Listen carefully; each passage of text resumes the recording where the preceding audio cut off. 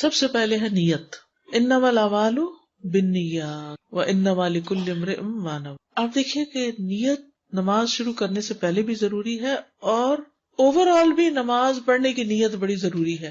جو لوگ یہ نیت رکھتے ہیں نا کہ میں نماز پڑھوں گی، وہ پھر اس کا اہتمام بھی کرتے ہیں، وہ اس کی شرائط بھی پوری کرتے ہیں، وہ وقت کی پابندی بھی کرتے ہیں، ان کو کسی کو کہنا نہیں پڑتا، وہ سیلف موٹیویٹڈ ہوتے ہیں.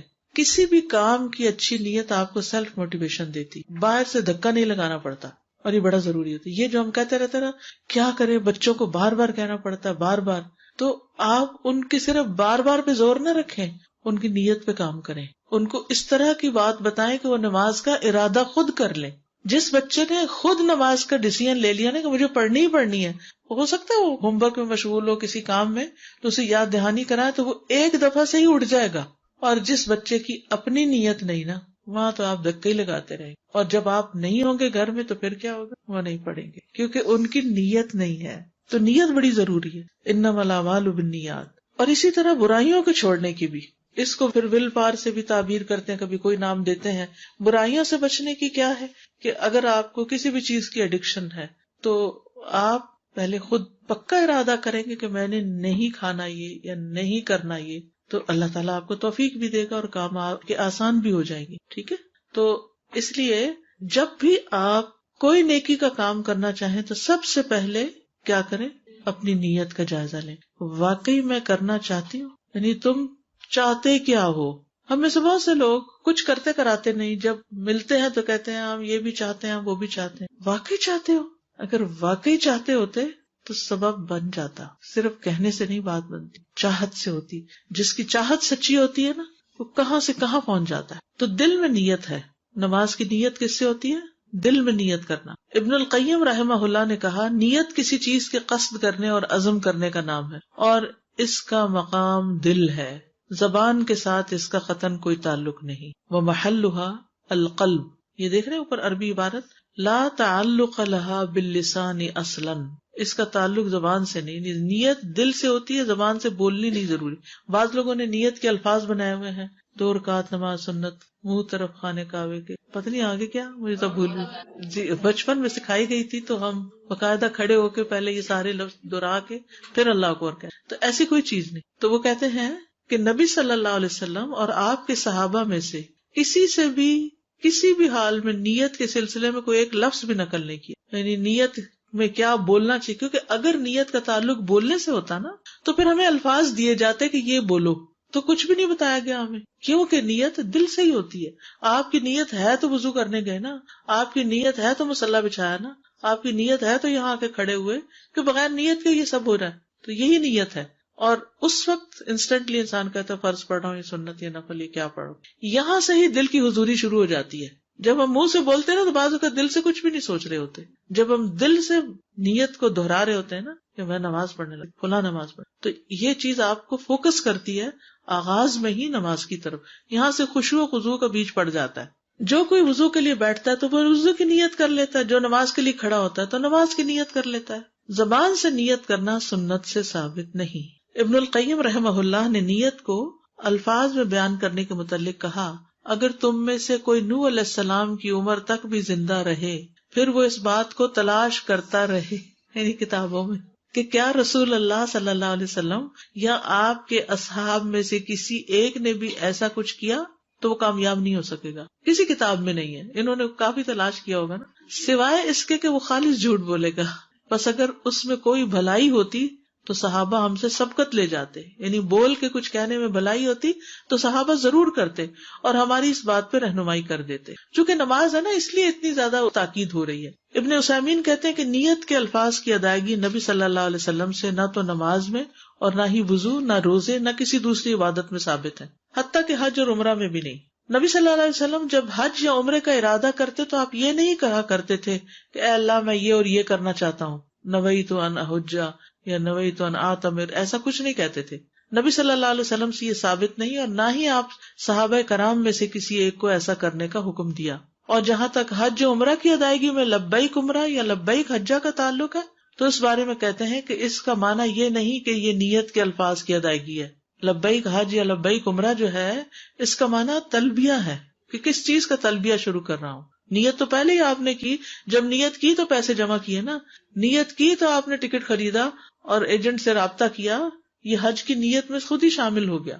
یعنی نیت تو بہت پہلے انسان کرتا ہے اور پھر سٹیپ بائی سٹیپ اس کام کی طرف جاتا ہے. اور یہ تلبیہ میں اس خاص نسک کا ذکر آتا ہے. نسک کا مطلب ہوتا ہے ریچول، وگرنہ نبی صلی اللہ علیہ وسلم نے نیت کے الفاظ کی ادائیگی نہیں فرمائی. بعض لوگوں نے وضو کے لیے بھی الفاظ بنائے ہوئے، نویت ان اتوضا لاستباحۃ الصلاۃ وتقربا الی اللہ، یہ بھی یاد کیا تھا میں نے بچپن میں.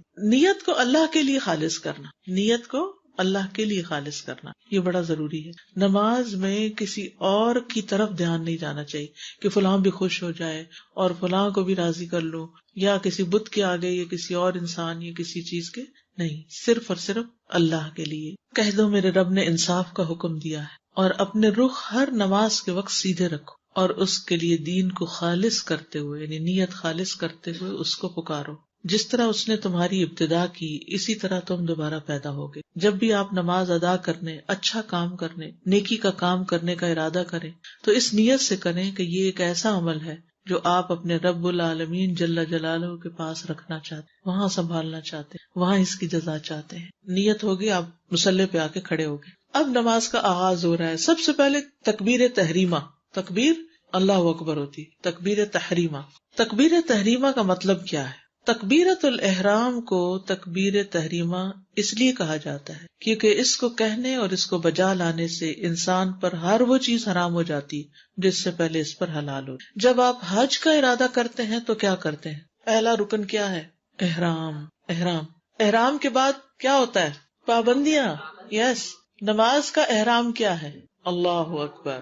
جی، یہ نماز کا احرام ہے. ایک طرح احرام جو ہے نا وہ کپڑے کا نام نہیں، کپڑا تو اس کی سمبل ہے کہ اب ہم نے کہہ لیا ہے، ہم اس حال میں آ گئے ہیں، تاکہ دوسرے بھی اس کا لحاظ رکھے کہ یہ احرام میں ہے. ٹھیک ہے، کیونکہ جو قافلے جاتے تھے نا حج اور عمرہ کرنے کے لیے تو وہ پھر محفوظ ہوتے تھے، ان پہ کوئی ڈاکہ نہیں ڈالتا تھا. ٹھیک، تو وہ تو شعار میں سے ہے نا. تو نماز میں جب اللہ اکبر کہہ لی تو اب کوئی آپ سے آ کے بات نہیں کرے گا، کوئی آپ کو کھانا نہیں پیش کرے گا، کوئی آپ کو بلائے گا نہیں، کیونکہ آپ نے ہاتھ اٹھا لیے، اللہ اکبر بول دی. بس جب وہ تکبیر کہتا ہے تو یہ کہنا اس پر کچھ چیزیں جیسے کہ کھانا پینا، ادھر ادھر دیکھنا، بات کرنا، آنا اور جانا حرام کر دیتا ہے. اور اسی طرح دیگر وہ کام بھی حرام ہو جاتے ہیں جو اس پر نماز میں داخل ہونے سے پہلے حلال تھے. بس اب ایک ہی کام ہے صرف، اور وہ کیا ہے؟ نماز. تکبیر نماز کا رکن ہے. اگر اللہ اکبر نہیں کہی اور ایسے کھڑے ہو کے کچھ پڑھنا شروع کر دیا تو نماز نہیں ہوگی. تکبیر تحریمہ نماز کے ارکان میں سے ایک رکن ہے. اس کو کہے بغیر انسان کی نماز درست نہیں ہوتی، اور اس کو کہے بغیر نماز میں داخل نہیں ہو سکتے. جیسا کہ آپ صلی اللہ علیہ وسلم نے فرمایا، تم لوگوں میں سے کسی کی بھی نماز اس وقت تک کامل نہیں ہو سکتی جب تک کہ وہ وضو نہ کر لے اور اعضائے وضو کو ٹھیک ٹھیک نہ دھو لے پھر تکبیر کہے. ٹھیک ہے، تو آپ نے خود اس بات کا حکم دیا، ثم یکبروا، وضو کے بعد کیا کرے؟ ثم یکبروا، ٹھیک، تکبیر کہے. نماز شروع کرنے کے لیے تکبیر کہنا لازم ہے. اس کے لیے ایک اور حدیث ہے دلیل کے طور پر. حضرت علی رضی اللہ عنہ کہتے ہیں کہ رسول اللہ صلی اللہ علیہ وسلم نے فرمایا، مفتاح الصلاۃ الطہور، نماز کی کنجی وضو ہے. اس کی تحریم اللہ اکبر کہنا ہے، اور اس کی تحلیل کا مطلب حلال ہو گیا. جیسے حاجی حلال ہوتا ہے نا، ایسے نمازی بھی حلال ہوتا ہے السلام علیکم کہہ کر. تکبیر سے مراد اللہ اکبر کہنا ہے. ٹھیک ہے، اب تکبیر کہتے ہوئے ہاتھ اٹھانے کے طریقے. آپ صلی اللہ علیہ وسلم اپنے ہاتھ کبھی تکبیر کے ساتھ اٹھاتے، یعنی اللہ اکبر کہہ رہے ہیں اور ساتھ ہی اٹھا رہے ہیں، کبھی ہاتھ اٹھا لیتے اور اللہ اکبر کہتے، کبھی تکبیر کے بعد ہاتھ اٹھاتے اور کبھی تکبیر سے پہلے اٹھاتے. ٹھیک ہے، یعنی کبھی آپ تکبیر کے ساتھ اٹھاتے، کبھی تکبیر سے پہلے اور کبھی تکبیر سے بعد میں. یعنی یہ موقع ہے تکبیر کہنے کا جب ہاتھ اٹھائے جا رہے ہوں. یعنی اس سے آگے پیچھے ہونے سے، جیسے کنکریاں پہلے مار لی، سر پہلے مڈا لیا، آگے پیچھے ہو گیا، کوئی بات نہیں. تو اسی طرح ہاتھ اٹھاتے وقت تکبیر پڑھنا ہے، لیکن اگر پہلے پڑھ لی اور چند سیکنڈ کا فرق آ گیا یا بعد میں، ڈزنٹ میٹر، تینوں طرح ٹھیک ہے. اس کے دلائل کیا ہیں تکبیر کے ساتھ ہاتھ اٹھانے کے؟ عبد الجبار بن وائل سے مروی ہے کہ مجھ سے میرے اہل خانہ نے میرے والد وائل بن حجر سے روایت کیا کہ میرے والد نے ان سے بیان کیا کہ انہوں نے رسول اللہ صلی اللہ علیہ وسلم کو دیکھا تھا کہ وہ تکبیر کے ساتھ اپنے ہاتھ اٹھاتے تھے. وائل بن حجر جن سے نماز کی حدیث مروی ہے، انہوں نے کہا کہ نبی صلی اللہ علیہ وسلم تکبیر کے ساتھ ہاتھ اٹھاتے. تکبیر سے پہلے ہاتھ اٹھانا، عبداللہ بن عمر کہتے ہیں کہ رسول اللہ صلی اللہ علیہ وسلم جب نماز کے لیے کھڑے ہوتے تو اپنے دونوں ہاتھ بلند کرتے حتیٰ کہ وہ کندھوں کے برابر آ جاتے، کندھوں کے برابر آ جاتے، پھر اللہ اکبر کہتے. یعنی وسعت ہے اس میں. عبد الجبار بن وائل سے روایت ہے، وہ کہتے ہیں میں لڑکا تھا اور اپنے والد کی نماز کو نہیں سمجھتا تھا، تو مجھے وائل بن علقمہ بن وائل نے میرے والد وائل بن حجر کے بارے میں بیان کیا. انہوں نے کہا جب رسول اللہ صلی اللہ علیہ وسلم نماز میں داخل ہوتے تو رفع الیدین کرتے، پھر تکبیر کہتے. تو یہ دو حدیثیں کیا بتاتی ہیں کہ آپ پہلے ہاتھ اٹھاتے اور پھر تکبیر کہتے. تکبیر کے بعد ہاتھ اٹھانا، ابو قلابہ سے روایت ہے کہ انہوں نے مالک بن حویرث رضی اللہ عنہ کو دیکھا جب وہ نماز پڑھتے تو اللہ اکبر کہتے، پھر اپنے دونوں ہاتھ اٹھاتے. انہوں نے بیان کیا کہ رسول اللہ صلی اللہ علیہ وسلم ایسا ہی کیا کرتے تھے. ہاتھوں کی انگلیاں سیدھی رکھنا، ہاتھوں کی انگلیاں سیدھی رکھنا. آپ صلی اللہ علیہ وسلم ہاتھ اس طرح اٹھاتے تھے کہ آپ کی انگلیاں لمبی ہوتی نہیں. ایسے نہیں ہاتھ اٹھانے، دیکھ رہے میرے ہاتھوں کو کیسے اٹھانے، یعنی مٹھیاں بند نہیں، مٹھی کھول کے انگلیاں سیدھی کر کے اور اسٹریٹ بھی ہو، ایسے نہیں ہو.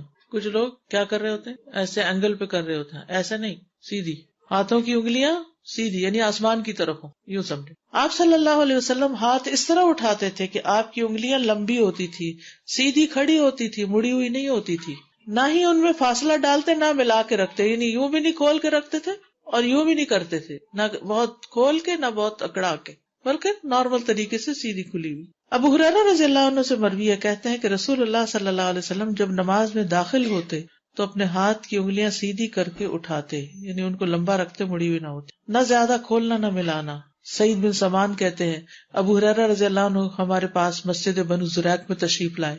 انہوں نے کہا کہ رسول اللہ صلی اللہ علیہ وسلم 3 کام کیا کرتے تھے، لوگوں نے ان پر عمل کرنا چھوڑ دیا. ان میں سے ایک یہ ہے کہ جب آپ نماز کے لیے کھڑے ہوتے تو یوں کرتے، اور ابو عامر نے اپنے ہاتھ کے ساتھ اشارہ کیا، نہ انگلیوں کو کھولا نہ ہی انہیں بہت زیادہ ملایا، بس درمیانہ.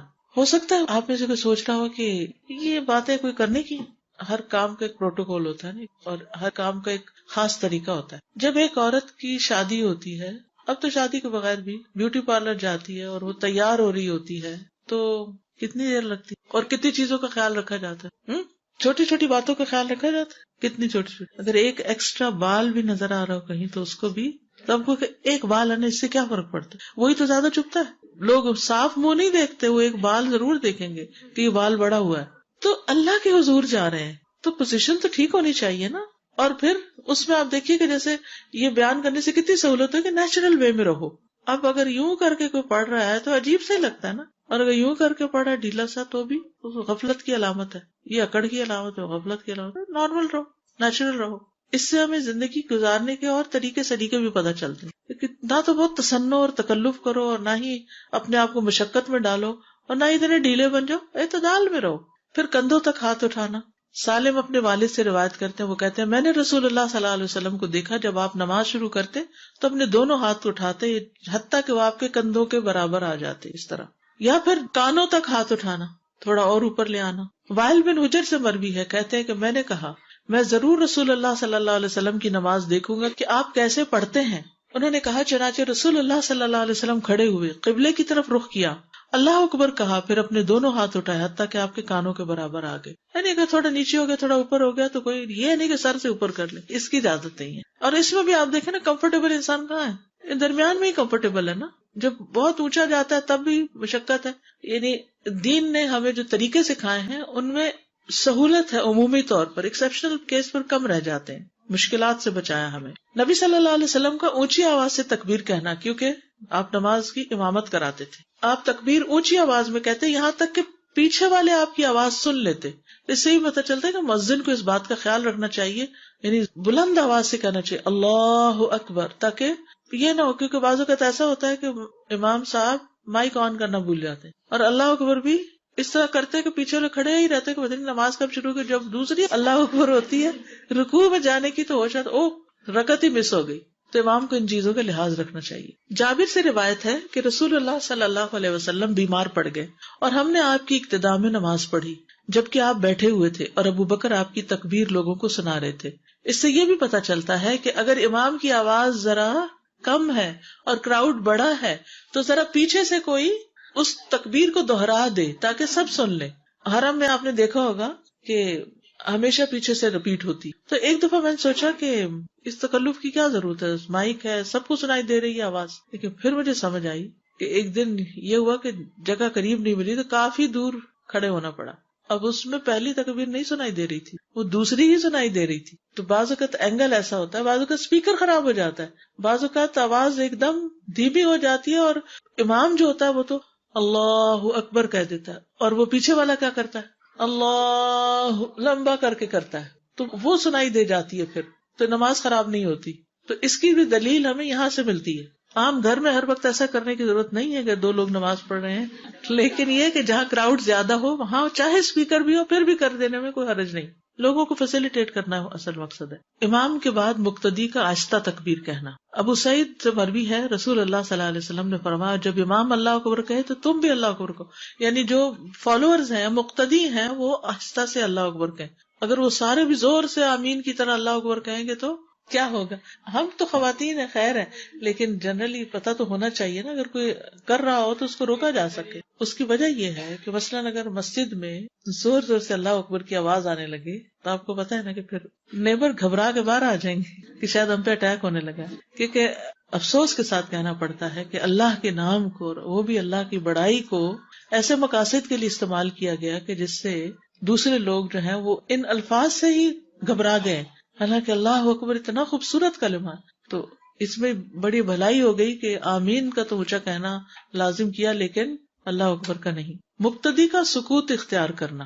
مقتدی کون ہوتا ہے؟ پیچھے والا، یعنی وہ آرام سے چپ ہو کے نماز پڑھے.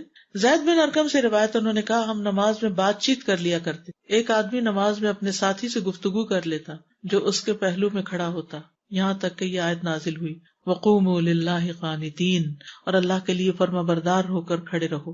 تو ہمیں خاموش رہنے کا حکم دیا گیا اور ہمیں گفتگو کرنے سے روک دیا گیا کہ آپس میں باتیں نہ کریں. بعض اوقات دیر سے آتے ہیں یا کچھ، تو اس وقت بھی پیچھے سے آتے ہوئے باتیں کرتے ہوئے نہیں آنا چاہیے. نماز کے اندر تو خیر ہے ہی، یعنی پہلے ابتدا میں کیا تھا، اللہ اکبر کے بعد جیسے کلاس میں ہم شروع کر دیتے ہیں نا، کوئی سوال کرتا ہے تو وہ دو لوگ آپس میں بول رہے ہیں، وہ دو آپس میں، تو یہی حال تھا نماز کا بھی. نماز کے لیے اللہ اکبر امام نے کی اور پیچھے وہ ادھر ہو جاؤ، ادھر ہو جاؤ، آگے ہو جاؤ، پیچھے ہو جاؤ، تو باتیں شروع ہو جاتی. پھر بعد میں منع کر دیا گیا کہ بولنا نہیں.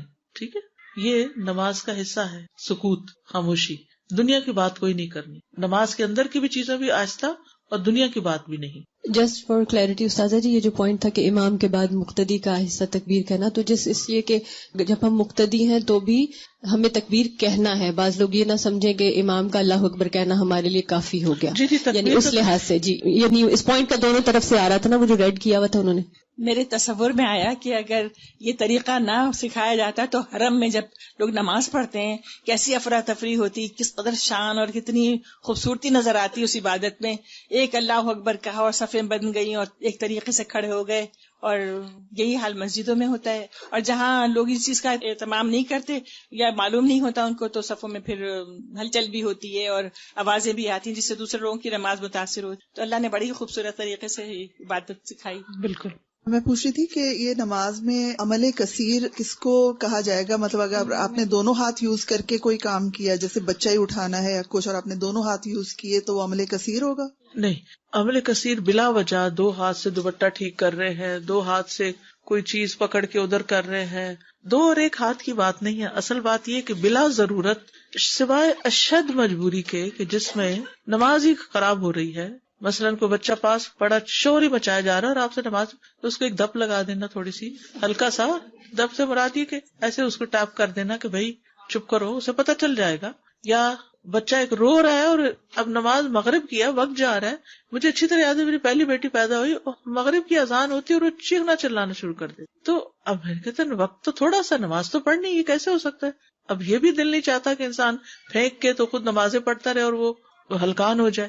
تو پھر الحمدللہ مجھے اس وقت یہ بات پتہ چلی کہ نماز میں اٹھاتی تو چپ ہو جاتی، تو پھر میں وضو کر کے اس کو ساتھ اٹھا کے نماز پڑھ لیتی. تو اس صورت میں کہ نماز جا رہی ہو اور کوئی آپ کے پاس اس کو سنبھالنے والا، اٹھانے والا کوئی، یعنی انتہائی ایمرجنسی میں، شدید ضرورت کے تحت कम से कम हरकत। मतलब कभी ऐसा होता है कि आप जैसे दुपट्टा ही सही करना है, आपका उतर गया है कुछ, तो आप अगर उसको एक हाथ से करेंगे तो आपको काफी घंटे लगेंगे उसको करने में, लेकिन अगर आप दोनों हाथ यूज करेंगे तो फटाफट से वो हो जाएगी। तो उसमें दोनों हाथ यूज करने ओके हैं? जितना बच सके उतना ही बेहतर है। चाहे जल्दी की बात नहीं है, लेकिन ये है कि जितना बच सके। एक चीज और पूछनी थी कि जैसे नमाज में सफ आपकी बराबर वाला जो बंदा है वो हट के परे खड़ा हुआ है, तो आप उसको हल्का सा लाइक यूं करके खींच सकते हैं अपनी तरफ?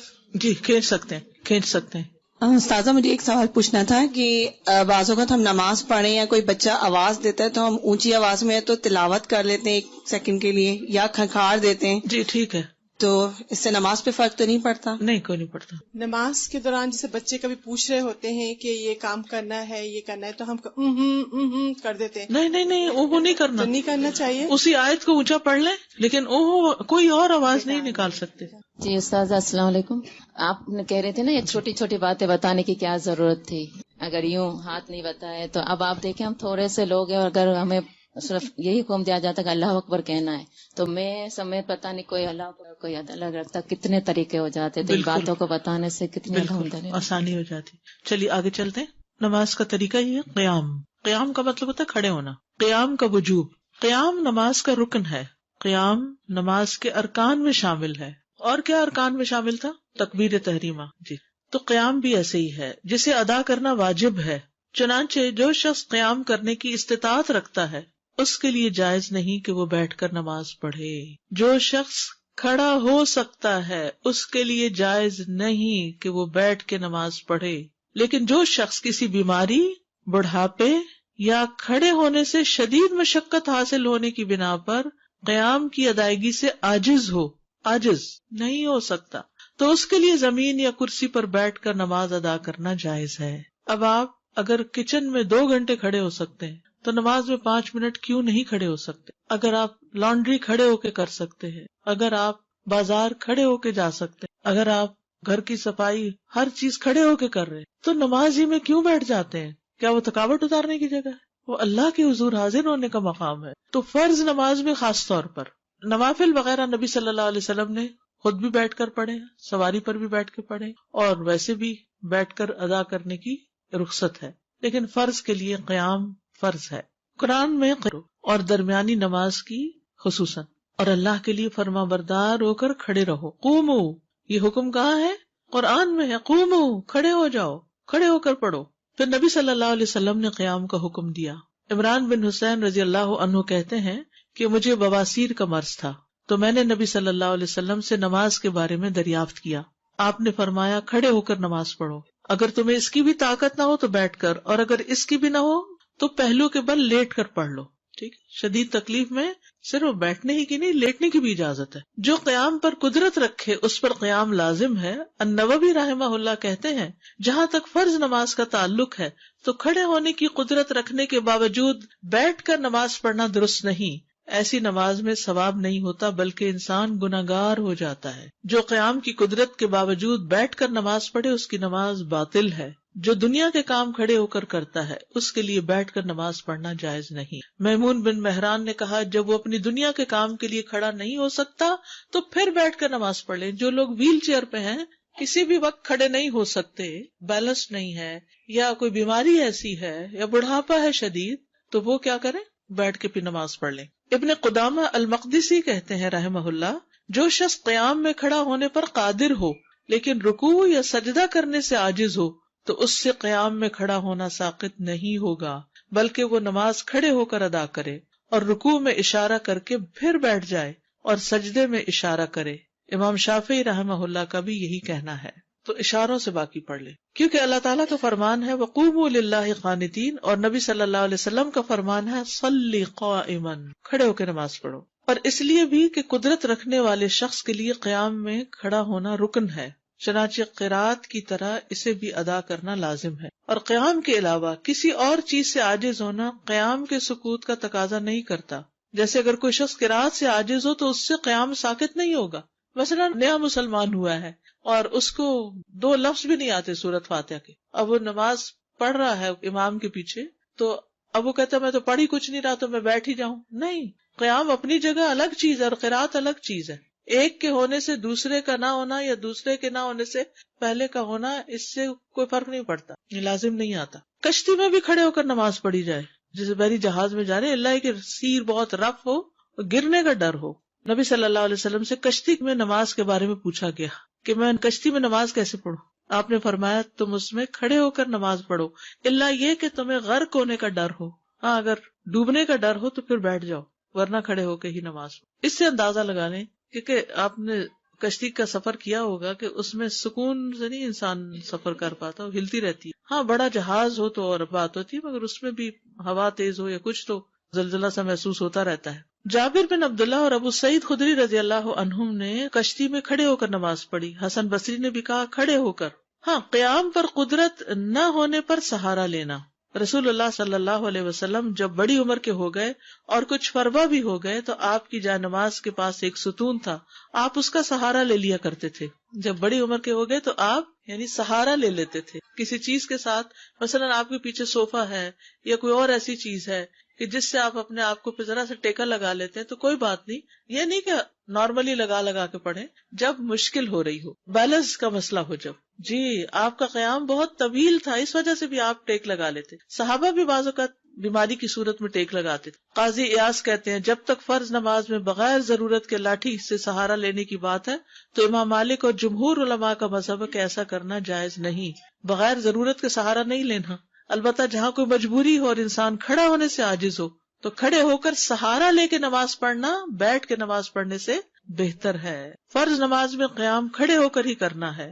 ام سلمہ رضی اللہ عنہا فرماتی ہیں قسم ہے اس ذات کی جس کے ہاتھ میں میری جان ہے، رسول اللہ صلی اللہ علیہ وسلم مرض الموت میں فرض نمازوں کے علاوہ اکثر نمازیں بیٹھ کر ادا کیا کرتے تھے حتیٰ کہ آپ وفات پا گئے. فرض نمازوں کے علاوہ مرض الموت میں جس میں آپ فوت ہوئے تھے، بالکل آخری عمر میں کھڑے نہیں ہو سکتے تھے تو اکثر نمازیں بیٹھ کر ہی ادا کی تھی. نفل نماز میں بیٹھنے کی رخصت عام حالات میں بھی. حضرت عائشہ سے روایت، انہوں نے فرمایا میں نے رسول اللہ صلی اللہ علیہ وسلم کو رات کی نماز ہمیشہ کھڑے ہو کر پڑھتے دیکھا حتیٰ کہ آپ عمر رسیدہ ہو گئے، تب آپ بیٹھ کر نماز پڑھنے لگے حتیٰ کہ جب 40 یا 30 آیتوں کے برابر قرات رہ جاتی تو قیام کرتے قام فقرأها وسجدا. یعنی کیا مطلب ہے، پہلے جیسے کھڑے ہو کے سورۃ فاتحہ وغیرہ پڑھی، پھر کچھ لمبی پڑھی، پھر تھک گئے بیٹھ گئے، پھر کھڑے ہو کر باقی پڑھی اور پھر رکوع میں چلے گئے. مریض کے لیے بھی کھڑے ہو کر نماز پڑھنا افضل ہے. عمران بن حسین سے روایت ہے جو مرض بواسیر میں مبتلا تھے، انہوں نے کہا کہ میں نے رسول اللہ صلی اللہ علیہ وسلم سے آدمی کے بیٹھ کے نماز پڑھنے کے متعلق دریافت کیا تو آپ نے فرمایا اگر وہ کھڑے ہو کر نماز پڑھے تو افضل ہے، اور اگر بیٹھ کر نماز پڑھے تو اسے کھڑے ہو کر نماز پڑھنے والے کے ثواب سے آدھا ثواب ملے گا، آدھا ثواب ہوگا. جیسے نوافل وغیرہ ہم ویسے چلو نہ ہونے سے بہتر ہے پڑھ لیتے تو آدھا ثواب ہوگا، اور جو لیٹ کر نماز پڑھے گا اسے بیٹھ کر نماز پڑھنے والے سے بھی آدھا ثواب ملے گا. تو پھر انسان کہتا پڑھ تو رہے ہی ہیں، زیادہ ہی ثواب لے لیں. بیماری یا تکلیف کی وجہ سے بیٹھ کر نماز پڑھنے کی اجازت. وائل بن حجر سے روایت ہے، انہوں نے فرمایا میں نے نبی صلی اللہ علیہ وسلم کو دیکھا کہ آپ نے اپنے دائیں پہلو پر بیٹھ کر نماز پڑھی، اس وقت آپ بیمار تھے.